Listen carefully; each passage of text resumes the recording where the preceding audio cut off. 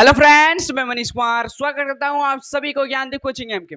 जैसा कि फ्रेंड्स हम लोग ने क्लास 10 का मैथ का तीसरा चैप्टर स्टार्ट कर लिए थे, जो क्या है दो चर वाले रैखिक समीकरण युग में। ठीक है, हम पार्ट 1 में इसका परिचय समझ लिए थे और आज हम पार्ट 2 में दो चर वाले रैखिक समीकरण का प्रश्नावली 2.3.1 करेंगे। लेकिन प्रश्नावली 3.1 को स्टार्ट करने से पहले हम उदाहरण सभी करेंगे, क्योंकि उदाहरण से ही पता चलता है कि प्रश्नावली में किस प्रकार का क्वेश्चन आता है। तो प्लीज 3.1 का उदाहरण देख लीजिए। ठीक है, इसी से आगे का पता चलता है किस प्रकार का क्वेश्चन आएगा। ठीक है, तो देखो प्रश्नावली 3.1 का फर्स्ट उदाहरण क्या है। देखो क्या बोल रहा है, अखिला अपने गांव के एक मेले में गए। अखिला नाम का लड़के है, वो अपने गांव के एक मेला में गए और वहां उन्होंने क्या क्या किया उसका डिटेल यहाँ दिया है। ठीक है, वह एक चरखी की सवारी करनी चाहती थी। चरखी की सवारी मतलब क्या हो, जिसे आप लोग मेला में देखते होंगे, ये झूला जो गोल गोल ऊपर नीचे होता है झीला, उसी को बोलते हैं चरखी। ठीक है, उसने चरखी की सवारी करनी चाहती थी और क्या कर हुपला खेलना चाहता। हुपला मतलब आप मेला में देखते होंगे एक चूड़िया टाइप का होता है गोला, अगर उस गोले को हम फेंक दे और उसके अंदर में जो सामान आता है वो मेरा हो जाता है, उसी को बोलते हैं हुपला। ठीक है, देखो उसने चरखी की सवारी करनी चाहती थी और हुपला खेलना चाहता था। ठीक है, वो मेला में गए, चरखी की सवारी करनी चाहती थी और हुपला खेलना चाहते थे। ठीक है, अब उसने क्या बोला, जितनी बार उसने चरखी की सवारी की, जितनी बार उसने चरखी की सवारी की, कौन, अखिला, जितने बार उसने चरखी की सवारी की उसके आधी बार हुपला खेला। मतलब उसने 10 बार मानो कि उसने 10 बार चरखी की सवारी की, तो उसके आधी बार उसने क्या खेला, हुपला खेला, यानी 5 बार उसने हुपला खेला। ठीक है, चरखी की सवारी किया, मान लो मैंने 10 मान लिया, उसने 10 बार चरखी की सवारी की, तो उसके आधी बार उसने क्या खेला, हुपला, तो मान लेते हैं हुपला 5 बार खेला। ठीक है, लेकिन आपको यहाँ एक चीज नहीं बताया गया है, वो कौन सा चीज है, देखो इधर। अब यहीं से प्रश्न बनना स्टार्ट हो जाएगा, क्या जितनी बार उसने चरखी की सवारी की उसके आधी बार हुपला खेला। तो यहाँ ये नहीं बताया है कि उसने कितनी बार आखिर चरखी की सवारी की, तो हम इसको मान लेंगे क्या, अखिला ने x बार चरखी की सवारी की। ठीक है, तो यहां से लिखेंगे हल में, हल करेंगे, लिखेंगे अखिला, आप कुछ भी मान सकते हैं ABC, अखिला ने x बार चरखी की सवारी की। और जब x बार चरखी की सवारी की तो उसके आगे भी ये नहीं बताया कि वो, देखो जितनी बार उसने चरखी की सवारी की उसके आधी बार उसने हुपला खेला, तो इसमें ये भी नहीं बताया कि कितना बार हुपला खेला, तो इसको भी मान लेंगे क्या, अखिला ने y बार क्या खेला, हुपला खेला। यहां तक किसी को प्रॉब्लम है, नहीं है। अब देखो, अब प्रश्नानुसार लिखेंगे, प्रश्न के प्रथम शर्त से, प्रश्नानुसार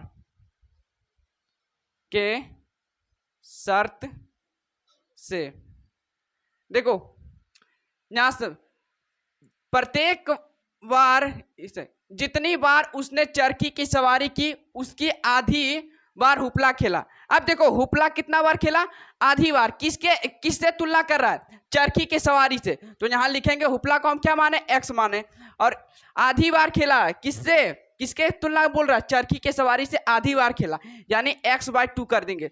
बताओ ये आधी बार हो गया, यानी हुपला खेला चरखी के सवारी के आधे खेला, तो इसको समीकरण 1 भी मान सकते हैं। लेकिन एक काम कीजिए, इसको और सोल्व कर लीजिए, क्या करेंगे, मल्टीपल कर देंगे, क्रॉस मल्टीपल, तो यहाँ कितना आएगा, 2y बराबर x, इसको समीकरण 1 मान लेते हैं। ठीक है, अब देखो प्रश्न के दूसरे शर्त से देखो क्या बोल रहा है, यहां लिखते हैं प्रश्नानुसार के दूसरे शर्त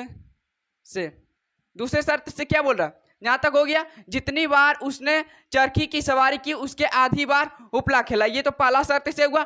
दूसरे शर्त में क्या बोल रहा है, प्रत्येक बार सवारी के लिए 3 रुपया, प्रत्येक बार चरखी के सवारी के लिए उसे कितना रुपया लग रहा था, 3 रुपया। मान लो उसने x बार खेला, तो हम क्या करेंगे, गुना करेंगे या जोड़ करेंगे या भागा करेंगे? हम गुना करेंगे, क्योंकि उसने x बार चरखी की सवारी किया और प्रत्येक बार उसने सवारी के लिए 3 रुपया देना पड़ा, यानी इसके साथ गुना में करेंगे। ठीक है, तो देखो यहाँ क्या करेंगे, 3x करेंगे। उसके बाद क्या बोल रहा है, तथा हुपला खेलने के लिए 4 रुपया खर्च किया। तो हुपला को क्या माने, y माने, ठीक है, प्लस y कर दिए, प्लस 4y। ठीक है, उसने क्या बोल रहा है, हुपला के लिए 4 रुपया खर्च करने पड़े, जबकि उसने इसके लिए कुल 20 रुपया लाया। मतलब हुपला खेलने के लिए और चरखी की सवारी करने के लिए उसने कितना रुपया खर्चा किया, 20 रुपया। तो यहाँ लिखेंगे बराबर 20 रुपया। ठीक है, इसको समीकरण 2 मान लिए। बताओ यहाँ तक किसी को कोई प्रॉब्लम है, नहीं होना चाहिए। ठीक है, फिर से देखो समझाते, जितनी बार उसने चरखी की सवारी की उसके आधी बार हुपला खेला, ये समीकरण 1 हो गया। ठीक है, उसके बाद क्या बोल, प्रत्येक बार सवारी के लिए उसने 3 रुपया तथा हुपला खेलने के लिए 4 रुपया खर्चा किया, और कुल मिलाकर उसने 20 रुपया खर्चा किया इन दोनों खेल खेलने में। ठीक है, उसके बाद क्या बोल रहा है, इन स्थितियों को ग्राफीय विधि से हल कीजिए। अभी तक हमने क्या सीखे, सिर्फ ग्राफीय विधि सीखे, तो ग्राफीय विधि से हल करेंगे। ठीक है, तो ग्राफीय विधि से हल करने के लिए हम क्या करते थे, समीकरण में x का मान रखते थे तो y का मान निकलता था। वैसे ही करेंगे, दूसरा समीकरण में x का मान रखेंगे, y का मान निकालेंगे। मैक्सिमम 2 तक ही रखते थे। ठीक है, तो देखो अब क्या करेंगे, इधर देखो समीकरण, इधर देखो, इधर कर समीकरण 1 क्या है, 2y बराबर x। बताओ समीकरण x में क्या करते हैं, x y का मान लेते हैं, y का मान क्या लेते हैं, 0 ले लेते हैं। ठीक है, y का मान 0 ले लेते हैं। क्या आता है, 2 गुना 0 बराबर क्या आता है, x। क्या आता है, x बराबर क्या आता है, 0। यानी y का मान 0 रखे तो x का मान भी 0 रखा आया। अब y बराबर क्या लेते हैं, 1 ले लेते हैं। ठीक है, क्या था, 2 गुना 1 बराबर क्या था, x बराबर 2। यानी x का मान 1 रखें तो y का मान 1 रखें तो x का मान कितना आया, 2। तो आप क्या लिखेंगे, समीकरण 1 से, समीकरण 1 से, समीकरण 1 से बॉक्स बना देंगे, इसमें x y का मान रखेंगे, x और y। बताओ x बराबर y बराबर 0 रखने पर x का मान कितना आया, 0। y बराबर 1 रखने पर x का मान कितना आया, 2। समीकरण 1 में किसी को कोई प्रॉब्लम है, नहीं होना चाहिए। ठीक है, अब समीकरण 2 में वैसा ही काम करेंगे इसमें। ठीक है, देखो समीकरण 2 क्या है, 3x प्लस 4y बराबर 20। बताओ इसमें x का मान क्या रखें, x का मान वैसा रखिएगा जो y बटे में ना आए। ठीक है, अंतर बटे में आएगा तो आपको ग्राफ बनाने में थोड़ा तकलीफ होगा, क्योंकि अक्सर बच्चे देखते हैं हम ग्राफ इसी प्रकार बनाता है, 1 2 3 4, ये नहीं बनाता है कि एक के आगे क्या होगा, 1/2, इस प्रकार कोई बनाता है, अक्सर बच्चा कोई नहीं बनाता। ठीक है, तो यहाँ पे x का मान क्या रखें, जो y का मान बटे में ना आए। ठीक है, तो देखो x का मान यहाँ हम क्या रखें, अगर हम x का मान यहाँ सोचो, y का भी मान वैसे रख सकते हैं। ठीक है, तो बताओ x का मान अगर हम यहाँ 0 ले लेते हैं, ठीक है 0, तो क्या आएगा, 3 गुना 0 प्लस 4y बराबर 20। ठीक है, यहाँ तो 0 हो गया, यानी 4 प्लस 4y बराबर क्या आ गया, 20। y का मान कितना आ गया, 5 आ गया। ठीक है, यानी x बार 0 रखने पर y का मान 5 आ गया। ठीक है, अब उसी प्रकार फिर करेंगे, x बराबर अब क्या रखें, x बराबर अब क्या रखें, x बराबर अगर हम सोचो क्या लें,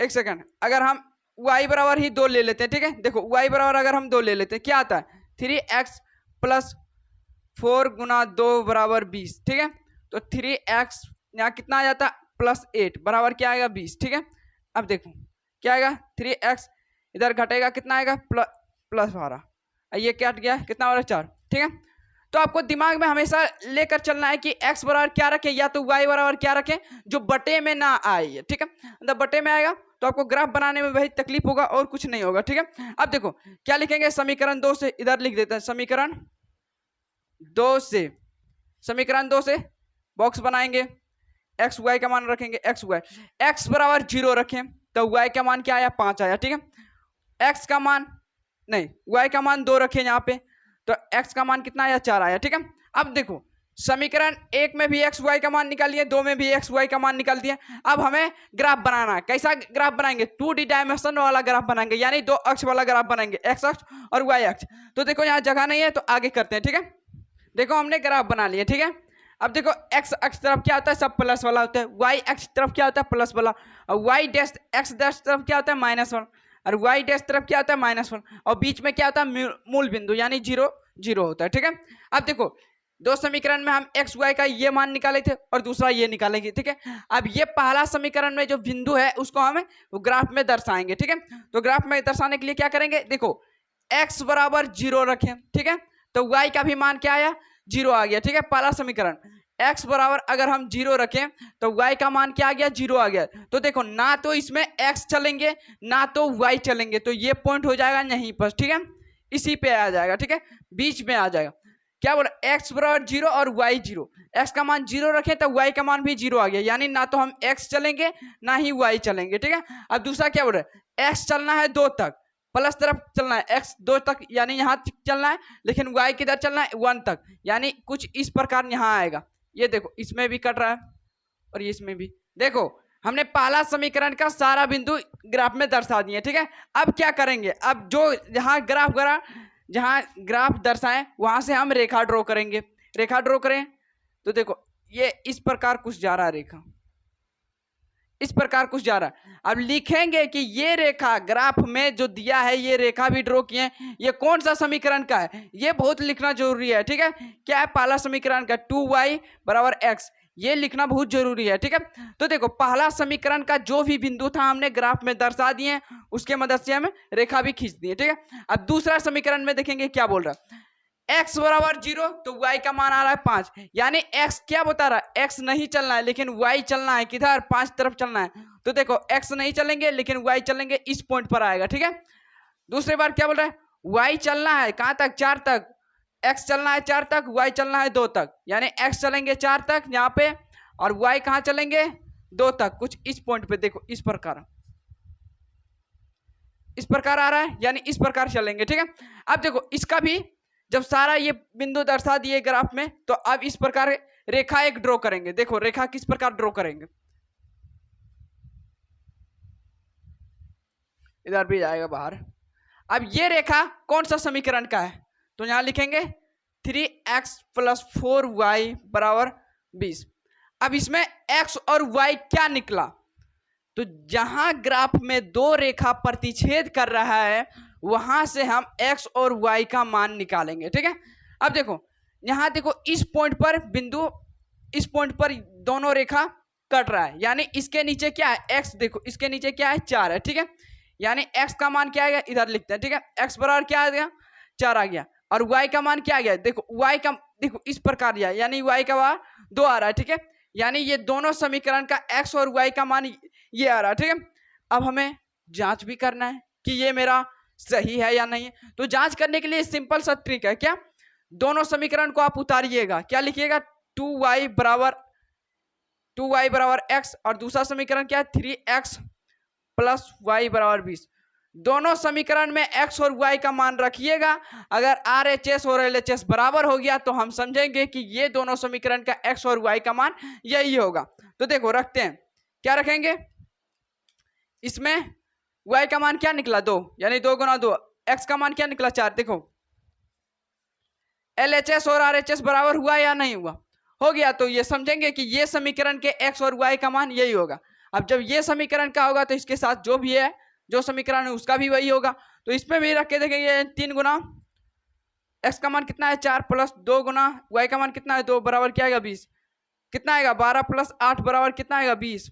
अब 20 बराबर 20, LHS और RHS बराबर हो गया, समीकरण क्या है, संतुष्ट कर रहा है, यानी दो समीकरण का x और y का मान एक आया 4 और x का मान आया 4, y का मान 2।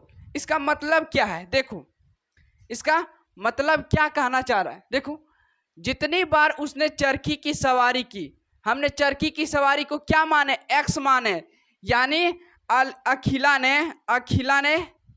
अखिला ने कितनी बार चरखी की सवारी की, x किसको माने थे, चरखी की सवारी को, यानी x 4, यानी अखिला ने चरखी की सवारी 4 बार किया। ठीक है, तो उसके आधी बार उसने हुपला खेला, हुपला उसके आधी बार खेला, हुपला को क्या माने थे, y, हुपला को क्या माने थे, y, तो y का मान क्या आया, 2। देखो आधी बार है या नहीं है, उसने चरखी की सवारी की 4 बार, तो उसके आधी की 2 बार। समझ में आ गया? तो चलो प्रश्नावली 2.2 का उदाहरण नंबर 2 समझते हैं। ठीक है, देखो प्रश्नावली 3.1 का दूसरा क्वेश्चन क्या बोल रहा है, देखो। रोमिला एक स्टेशनरी की दुकान में गई। ठीक है, रोमिला एक दुकान में गई थी और वहां जाके उसने क्या क्या किया उसका डिटेल बताया है यहाँ पे। ठीक है, देखो गई और उसने 9 रुपया में 2 पेंसिल तथा 3 रबड़ खरीदी। 9 रुपया में उसने कितना क्या क्या खरीदा? 2 पेंसिल और 3 रबड़। लेकिन यहाँ पे ये बताया है कि एक पेंसिल का कीमत कितना हुआ, 3 रबड़ यहाँ खरीदा, यानी एक रबड़ का कितना कीमत हुआ ये नहीं बताया। तो यहाँ से हम एक्स और वाई मान लेंगे। ठीक है, तो देखो क्या मानेंगे, हल में लिखेंगे, हल में लिखेंगे, क्या लिखेंगे? लिखेंगे पेंसिल, एक पेंसिल का कीमत, कीमत क्या मान लिए? एक्स मान लिए। ठीक है, तथा एक रबड़ का कीमत क्या मान लिया? Y rupees. ठीक है, इसको एक्स। देखो रमीला एक दुकान में गई थी, वहां 9 रुपया का उसने 2 पेंसिल और 3 रबड़ खरीदा। ठीक है, तो प्रश्नानुसार लिखेंगे, प्रश्नानुसार के शर्त से, पहला शर्त क्या है? उसने दुकान में गई और 2 पेंसिल, यानी 2 पेंसिल, तो क्या करेंगे? 2x प्लस 3y कितना रुपये में खरीदा? 9 रुपया में। ठीक है, यानी ये पहला समीकरण हो गया। उसने 9 रुपया में 2 पेंसिल और 3 रबड़ खरीदा। अब ये सोच रहे होंगे कि यहाँ पे हम गुना का चिन्ह क्यों लगा दिए? 2x, हम भाग भी तो लगा सकते थे, 2x x/2 भी कर सकते थे, लेकिन हम गुना ही क्यों किए इसको भी बताते हैं। जैसे आपको बोल दे कि 2 कलम खरीदना है 5 रुपया और एक कलम का दाम है 5 रुपया, तो क्या कीजिएगा? गुना कीजिएगा या भागा कीजिएगा? गुना ही करेंगे ना, तो इसके साथ गुना कर दिए। वैसे ही हमको यहाँ नहीं मालूम था कि ये कितना कलम खरीदा, लेकिन हमको ये मालूम था कि ये 3 कलम या 3 रबड़ खरीदा। ठीक है, तो इसी प्रकार हम गुना कर दिए। ठीक है, अब उसने आगे क्या किया? ठीक है, देखो इधर उसकी सहेली सोनीली ने रोमिला के पास गई। ठीक है, पास गई और क्या कहता है? पास गई, नई तरह की पेंसिल और रबड़ देखी। उसने उसका एक सहेली था, उसके पास नई तरह का रबड़ और पेंसिल देखा, तो उसके बाद उसका विचार क्या हुआ ये समझे। और उसने भी 18 रुपया में, कितना रुपया में? 18 रुपया में 4 पेंसिल तथा 6 रबड़ खरीदा। अब देखो यहाँ ये नहीं बताया कि ये 4 पेंसिल तथा 6 रबड़ खरीदा, तो इसमें ये नहीं बताया कि एक पेंसिल का कीमत कितना हुआ, क्योंकि ये 18 रुपया में ये 2 सामान खरीदा, तो वही मानेंगे एक्स और वाई। जब ऊपर में माने हैं तो 10 बार क्यों माने, वही चलेंगे। अब लिखेंगे क्या? प्रश्नानुसार के दूसरे शर्त से देखो उसने 4 पेंसिल को हमने क्या माने? एक्स माने, यानी 4x अब प्लस 6 रबड़, यानी 6 रबड़ को माने वाई। कितना रुपया में खरीदा? 18 रुपया में। ये समीकरण 1 और समीकरण 2 निकल गया। ठीक है, आगे क्या बोलता है? इस स्थिति को बीजगणितीय तथा ग्राफीय विधि के रूप में व्यक्त कीजिए। अभी तक ने हमने क्या सीखा? सिर्फ ग्राफीय विधि समझे, तो ग्राफीय विधि से हम हल करते हैं। ठीक है, तो देखो ग्राफीय विधि के हल करने के लिए क्या तरीका बताएं? समीकरण 1 में और 2 में एक्स और वाई का मान रखेंगे तो एक्स और वाई का मान निकल जाएगा, या तो एक्स रखेंगे तो वाई का मान निकलेगा, वाई रखेंगे तो एक्स का मान रखेंगे। ठीक है, तो देखो क्या करेंगे? 2x प्लस 3y बराबर 9। एक्स का मान क्या रखें? एक्स का मान क्या रखें? वैसे तो हम रख भी सकते हैं 0, -1, -2, -3, 1, 2 अनंत भी, एक्स का मान 1000 भी रख सकते हैं, लेकिन आपको हमेशा क्या चीज मैंने बताया था कि y का मान बटे में नहीं आना चाहिए। अगर इस प्रकार बटे में आ गया तो आपको ग्राफ बनाने में बहुत तकलीफ होगा, ठीक है। क्योंकि मैं अक्सर बच्चा के देखता हूं कि ग्राफ बनाता है सिर्फ 1 2 3 4 एक्स, ये नहीं करता है कि यहाँ 1 है तो यहाँ इसके आगे होगा 1/2। इस प्रकार कोई ग्राफ बनाता है नहीं, अक्सर कोई नहीं बनाता। इसलिए मैं पहले ही बोल देता हूँ कि एक्स का मान आप सोच के रखिएगा कि वाई का मान बटे में ना है। तो यहाँ सोचो कि एक्स का मान हम क्या रखें, या तो वाई का मान हम क्या रखें जो एक्स का मान बटे में ना है। तो देखो अगर हम एक्स बराबर 0 ले लेते हैं, ठीक है। तो देखो यहाँ से यहाँ ये पॉइंट क्या हुआ, 0 आ गया यहाँ से यहाँ। अब प्लस 3y बराबर 9, 3y बराबर क्या गया 9, यहाँ से यहाँ कट गया, y बराबर क्या गया 3 आ गया। देखो x का मान 0 रखने पर y का मान 3 आ गया, बटे में तो नहीं आया, तो और आसान पड़ेगा ग्राफ बनाने में। मैक्सिमम आपको 2 तक रखना है, ठीक है। x का मान मैक्सिमम 2 तक रखना है। देखो एक और रख लेते हैं। अब हम क्या करते हैं, x का मान अब क्या रखें, मान अगर हम 3 ले लेते हैं, ठीक है। देखो x का मान 3 ले लेते हैं, क्या आता है, ये इस पॉइंट को आ गया क्या 6 आ गया, और प्लस 3y बराबर क्या आ गया 9, 3y बराबर क्या आ गया 6 में से ये देखो 9 है इधर, और इधर प्लस 6 है, इधर माइनस है, यानी क्या आ गया 3y बराबर क्या आ गया 3, घट के कटेगा कितना 1 आ, यानी x बराबर 3 रखे तो y का मान क्या आ रहा है 1। तो यहाँ लिखेंगे, क्या लिखेंगे, समीकरण 1 से क्या लिखेंगे, समीकरण 1 से देखो समीकरण 1 से क्या करते थे, बॉक्स बनाते थे, और क्या करेंगे x और y का मान लिखेंगे, यानी x और y मैक्सिमम 2 तक ही रखिएगा, काम चल जाएगा, ठीक है। अब देखो x बराबर हम 0 रखें तो y का मान क्या आ रहा है 3 आ रहा है। अब x बराबर हम 3 रखें तो y का मान क्या आ रहा है 1 आ रहा है। समीकरण 1 में किसी को कोई प्रॉब्लम है, नहीं है। अब जब यहाँ 2 समीकरण है तो दोनों समीकरण में x और y का मान रखेंगे, पहला में तो रख लिए, दूसरा में रखेंगे, ठीक है। तो दूसरा में इस साइड रखते हैं, ठीक है। दूसरा समीकरण क्या है 4x प्लस 6y बराबर क्या है 18। बताओ x का मान इसमें क्या रखें, x का मान हम 0 रख लें तो बन जाएगा। अब देखो यहाँ के यहाँ क्या हो गया 0 आ गया, प्लस 6y बराबर क्या आ गया 18, 6y बराबर क्या हो गया 18, कट के कितना आया y बराबर 3, बटे में नहीं आया तो और आसान पड़ जाएगा, ठीक है। अब फिर रखते हैं x बराबर, अब क्या रखे बताओ, x बराबर छोड़ो, हम y का मान रख लें 0, y का मान रख लें 0, या तो और कुछ सोचो, x का मान हम 2 रख लेते हैं। x का मान अगर हम 2 रखें, नहीं x बराबर अगर हम 3 रखें, देखो x का मान 2 रखेंगे तो y का मान बटे में आ जाएगा, ठीक है। इसलिए x का मान हम 3 रखें तो यहाँ ये पॉइंट को देखो, ये पॉइंट कितना आ गया 12 आ गया, यहाँ से यहाँ कितना आ गया 12 प्लस 6y बराबर क्या आ गया 18, 6y बराबर कितना आ गया 18 में से 12 जाएगा कितना बचेगा 6, ये कटा y बराबर क्या आया 1 आ गया, ठीक है। क्या आया देखो समीकरण 2 से लिखेंगे, समीकरण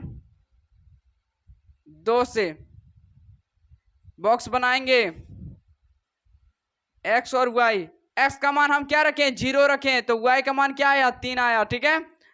और x बराबर अगर हम 3 रखें तो y का मान क्या आया 1 आया, ठीक है। अब यहाँ तक किसी को कोई प्रॉब्लम है तो इसके आगे अब हम ग्राफ बना देंगे, ठीक है। तो यहाँ ग्राफ बनाने का जगह नहीं है इसलिए आगे करते हैं, ठीक है। देखो हमने 2x वाला 2 डायमेंशनल वाला ग्राफ बना लिया, ठीक है। अब देखो x तरफ क्या होता है प्लस होता है, y तरफ क्या होता है प्लस में, और x डैश तरफ क्या होता है माइनस में, y डैश तरफ क्या होता है माइनस में। अब क्या करेंगे, ये हमने अभी समीकरण 1 में x y का मान रखे तो ये निकला, समीकरण 2 में x y का मान निकला तो ये निकला। अब जो समीकरण 1 में x y का जो बिंदु है उसको हम ग्राफ में दर्शाएंगे और x y का मान निकालेंगे, ये दोनों समीकरण का x y का मान निकालेंगे, ठीक है।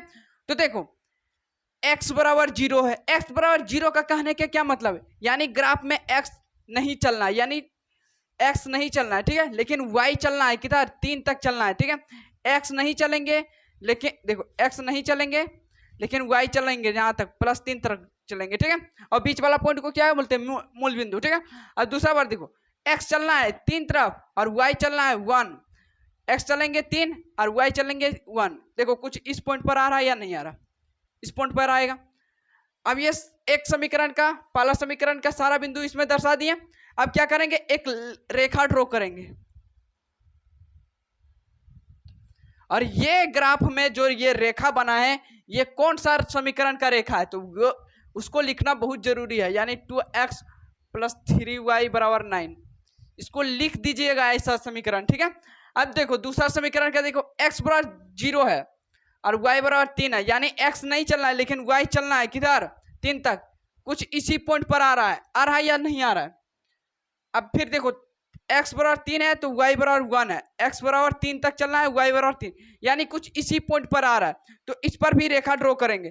तो देखो इस पर रेखा ड्रॉ करने का मतलब क्या हुआ, देखो इसी पर जा रहा है ये रेखा, इसी लाइन पर जा रहा है या नहीं जा रहा है। तो ये रेड वाला क्या हो गया, कौन सा समीकरण हो गया, 4x + 3y बराबर क्या हो गया 18। अब देखो इसके कहने का मतलब क्या है, अब यहां से हम x और y का मान कैसे निकालें। जब भी ग्राफ में दो रेखा प्रतिच्छेद कर रहा है, जहां पे प्रतिच्छेद कर रहा है वहां से हम x y का मान निकालेंगे। मान लो ये रेखा समपाती है, मतलब एक के ऊपर एक है, तो ये अनेक यानी इस पॉइंट पर भी प्रतिच्छेद कर रहा है, इस पॉइंट पर, इस पॉइंट पर, इस पॉइंट, मतलब सारे पॉइंट पर प्रतिच्छेद कर रहा है। प्रतिच्छेद करने का मतलब क्या है, जैसे कि एक रेखा ये है और एक रेखा ये है, तो प्रतिच्छेद कर रहा है यहाँ, तो यहाँ से हम x और y का मान देखेंगे। मान लो x का मान यहाँ 2 है और y का मान यहाँ 3 है, तो लिख देते हैं x का मान ये है और y का मान। लेकिन यहाँ पे देखो संपाती रेखा यानी हर एक पॉइंट पर ड्रॉ कर रहा है, तो इसका मतलब क्या है, x और y का मान क्या है, अनंत लिख देंगे। x और y का मान क्या है, अनेक, अनेक हल लिख देते, अनेक हल है, यानी x और y का मान हर जगह प्रतिच्छेद कर रहा है, तो x y का मान अनंत हो जाएगा। ठीक है, उदाहरण नंबर 2 हो गया। ठीक है, एक उदाहरण और है, प्रश्नावली 3.1 का उदाहरण नंबर 3 देखते हैं। ठीक है, वो बहुत आसान है, उसमें समीकरण हमको दे दिया है, सिर्फ ग्राफ विधि बनाना है। ठीक है, आइए चलिए प्रश्नावली 3.1 का तीसरा उदाहरण नंबर, और ये उदाहरण नंबर सबसे लास्ट है, उसके बाद प्रश्नावली 3.1 शुरू हो जाएगा। ठीक है, तो देखो उदाहरण कहना क्या चाह रहा है, देखो दो रेल पटरियों का समीकरण, दो रेल पटरियों का समीकरण क्या क्या है, x + 2y बराबर 4, यानी x + 2y बराबर क्या है 4। दूसरा क्या है 2x + 4y बराबर -12 बराबर 0 है, द्वारा निरूपित की गई है। इस स्थिति को ज्यामिति या ग्राफीय विधि के रूप में व्यक्त कीजिए। ठीक है, देखो दो रेल पटरियों का समीकरण हमको दे दिया है, तो हमें चुपचाप ग्राफ विधि से इसको हल कर देना है। ठीक है, तो आइए क्या करेंगे, हमको लिखेंगे, पहले दिया है, क्या दिया है, रेल पटरियां का समीकरण क्या है, समीकरण क्या दिया है, पहला रेल पटरियां का समीकरण क्या है, x + 2y बराबर 4, समीकरण 1 है। दूसरा क्या है, दूसरा रेल पटरियां का समीकरण क्या दिया है,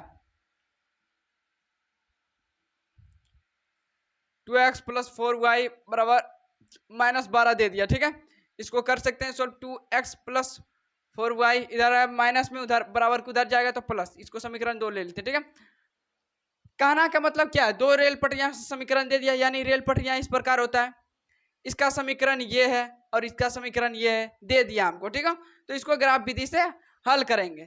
तो आइए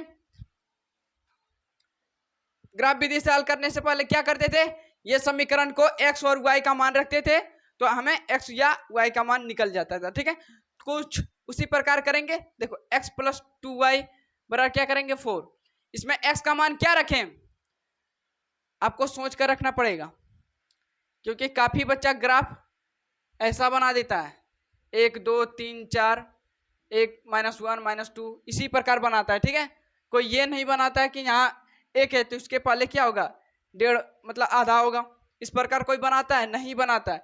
तो मान लो अगर x का मान आपने 3 रख दिया इस समीकरण में, ठीक है, इसमें x का मान आपने 3 रख लिया और y का मान आ गया कुछ इस प्रकार, कुछ बटे में आ गया, तो बटे में आपको ला दिए, उससे भी आपका ग्राफ बन ही जाएगा। लेकिन अगर आप चाहते हैं कि हमें ग्राफ में प्रॉब्लम ना हो, तो आप x का मान यहाँ पे कुछ और रख दीजिएगा।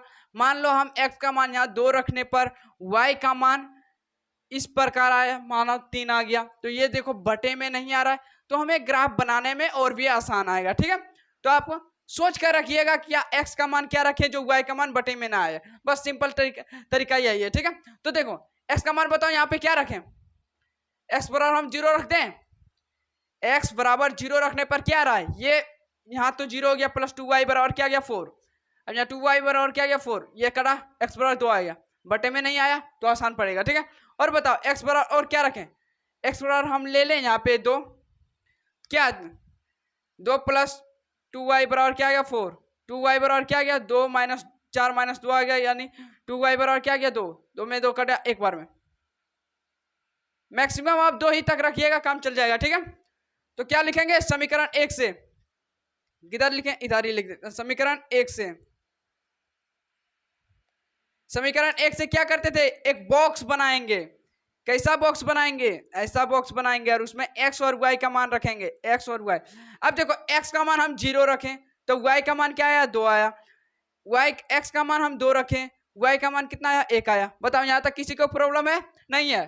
चलो अब क्या करेंगे, जब दो समीकरण है तो दोनों में x और y का मान रखेंगे, ठीक है।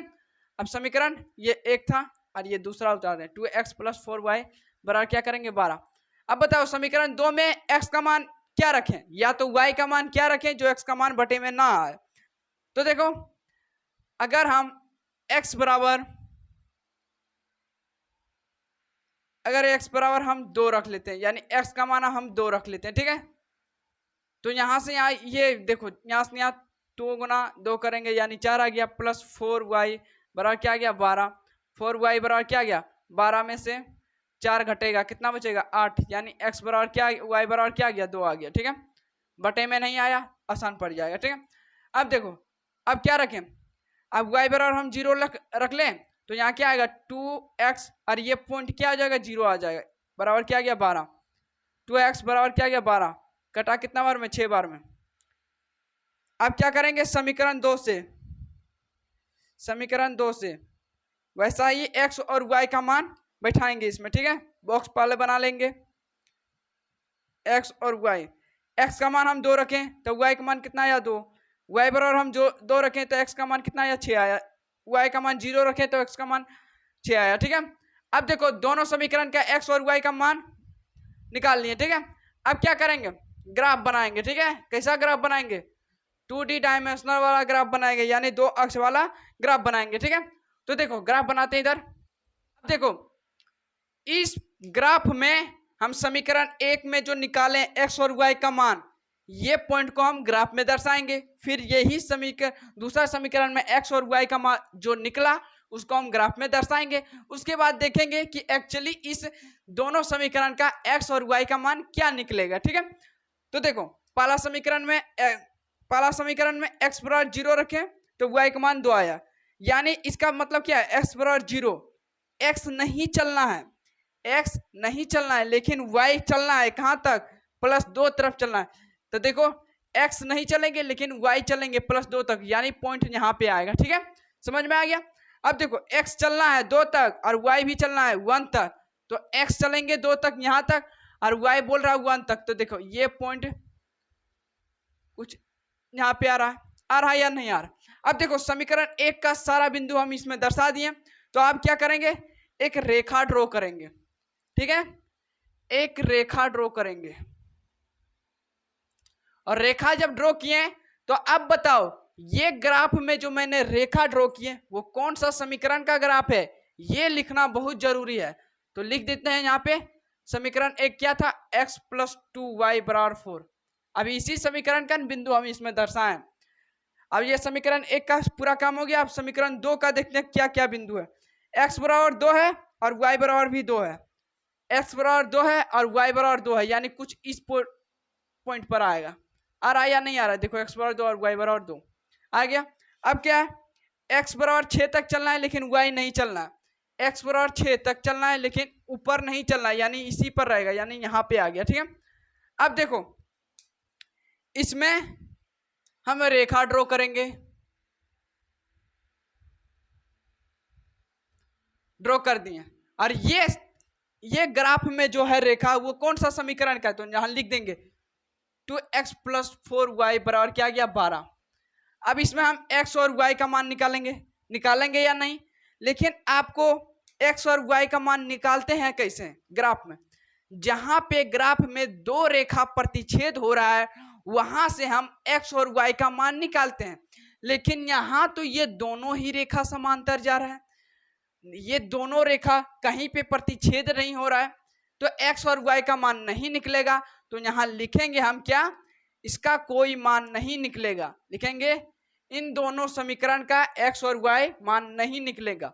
ठीक है, लिख देते हैं। अतः कोई हल नहीं है, कोई हल नहीं है। और हमको अब देख सकते हैं जब कोई हल नहीं निकले तो ट्रेन का पटरी कैसा होता है? समांतर होता है। ये दोनों पटरी कहीं मिलता है? आपस में नहीं मिलता है। तो वैसा ही ग्राफ बन गया। ठीक है, क्योंकि दो पटरियां का समीकरण ये और ये दिया है, तो आप कह सकते हैं कि ये दोनों रेल के दो जो पटरियां दिया है ये सही में दिया गया है, क्योंकि ये दोनों समांतर है। अगर बाई चांस अगर ये दोनों कट जाता तो हम बोलते हैं कि ये पटरी और ये पटरी प्रतिच्छेद कर रहा है, तो ये रेल गाड़ी का दोनों समीकरण है। 3.1 का 3 तक उदाहरण था, तीनों उदाहरण मैंने कर लिया। और मैं हर एक प्रश्नावली को स्टार्ट करने से पहले हम उदाहरण क्यों बताते हैं? अक्सर आप लोग का यही सवाल होता है। तो देखो, उदाहरण हम इसलिए बताते हैं क्योंकि बिहार बोर्ड अक्सर उदाहरण का ही सवाल पूछता है। और उदाहरण बताने का एक और भी कारण है, क्या अगर हम उदाहरण बता दें तो प्रश्नावली में किस प्रकार का क्वेश्चन आता है उससे हमें यही पता चल जाता है कि प्रश्नावली में इसी प्रकार का क्वेश्चन उसमें भी आएगा। समझ में आ गया?